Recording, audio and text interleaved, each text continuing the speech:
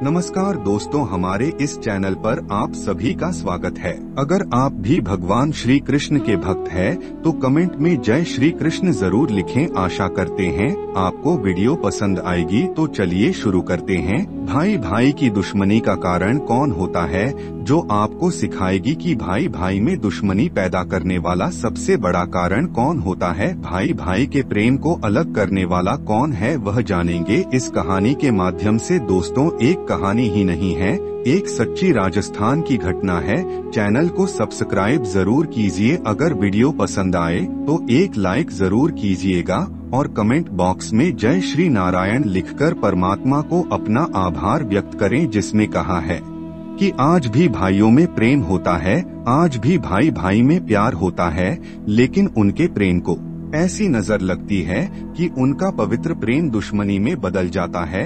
अब दोस्तों में नजर मारने वाला कौन होता है, यह जानेंगे। इसका कहानी बहुत ही ज्ञानवर्धक है।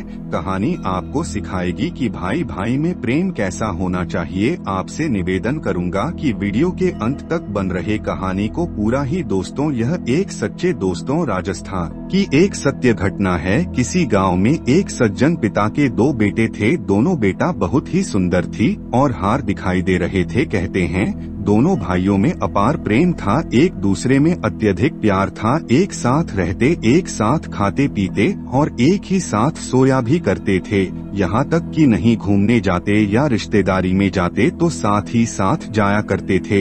इतना गहरा दोनों भाइयों में प्रेम। प्रिय दोस्त हैं, भाई भाई में दुश्मनी थी और आज होती है। भाइयों ने तो हमेशा प्रेम ही होता है, दुश्मनी पैदा करने वाला कोई और होता है। और चिंतन करो, भाइयों ने एक ही माँ के गर्भ से जन्म लिया हो तो संभव है भाइयों में दुश्मनी तो कोई और होता है कि आगे सुनिए दोस्तों। दोनों भाई धीरे धीरे जवान हो गए और जब जवान हो गए तो पिता ने दोनों भाइयों का विवाह कर दिया। दोनों की बहुएं आ गई, माता पिता बूढ़े हो गए थे। इधर दोस्तों कुछ ही दिन बीते हुए दोनों भाइयों की पत्नियों में झगड़ा शुरू हो गया और झगड़ा इतना बढ़ गया फिर दोबारा और देवरानी और जेठानी में कभी नहीं बनी। और यह कब हुआ, फिर उन दोनों भाइयों की पत्नियों ने भाई भाई ने जहर घोलना शुरू कर दिया। वह अपने पतियों से कहने लगी कि तुम्हारा भाई ऐसा है, तुम्हारा भाई बैठा है, तुम्हारे भाई ने यह कर दिया, तुम्हारे भाई ने बुक कर दिया। आज एक दूसरे भाई के ऊपर दोषारोपण लगाने लगे। दोस्तों, भाइयों के पिता जो थे अपनी बहुओं का यह चरित्र देखकर बहुत दुखी हुए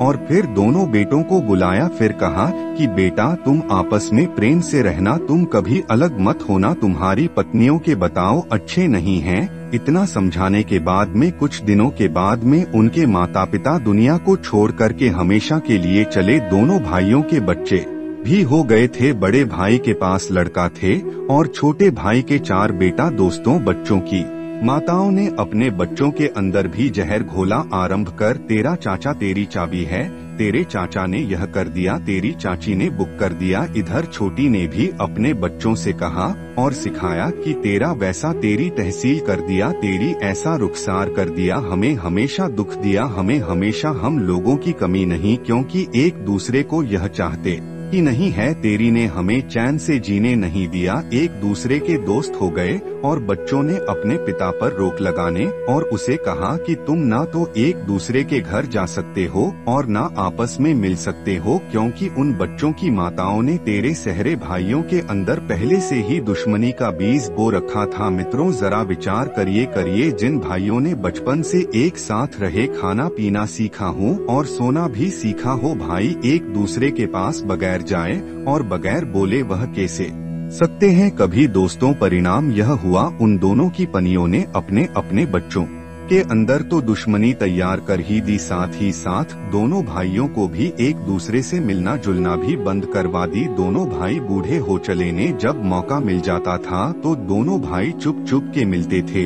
वैसे तो औलाद ने उनके ऊपर पाबंदी लगा रखी थी। दोस्तों, कभी कभी तो ऐसा होता था कि महीने, 2 महीने, 3 महीने निकल जाते थे, 4 महीने भी हो जाते थे, सब भाइयों की मुलाकात होती थे और जब मिलते थे तो आपस में बहुत मिल करके रोते थे कि एक दूसरे से अपना अपना दूसरे से कर लेते थे। और गले में दोनों बड़े भाई बहुत रोते और कहते हैं कि मेरे भेपा हमारी तुम्हारी औलाद ने हमें तुम्हें तो अलग कर ही दिया है, लेकिन इस औलाद में भी नहीं बनी है। आपस में लड़ते झगड़ते हैं, एक दूसरे को मारने पर तुले हुए हैं। बड़ा भाई छोटे से कहने लगा, भैया हमारी तुम्हारी पत्नियों ने, उनकी माताओं ने एक दूसरे के बच्चों के प्रति भी जहर घोल दिया है। आपस में लड़ते झगड़ते हैं, मारते पीटते हैं। लगता है कि एक दूसरे को यह जीवित नहीं छोड़ेंगे। मेरे भाई हमारी तुम्हारी तो यह बात नहीं मानेंगे। इन्हें किसी और भाई भाई में दुश्मनी हो तो आपको अच्छा लगेगा? आपके भाई आपस में लड़ते हो, एक दूसरे को मारने पर तुले हुए हैं, तो क्या आपको अच्छा लगे? कभी अच्छा नहीं लगे। क्या अपने भाई को आप छोड़ सकती हैं? नहीं छोड़ सकता। आप ही बताइए कि जब आप अपने भाई भाइयों को लड़ता नहीं देख सकते, जब आप अपने भाई को नहीं छू सकते हो, तो तुम्हारा क्या अधिकार है कि ससुराल में आकर के भाई भाई में दुश्मनी पैदा हुआ? आकर के भाई भाई में दुश्मनी पैदा कर तुम्हारा कोई अधिकार नहीं है।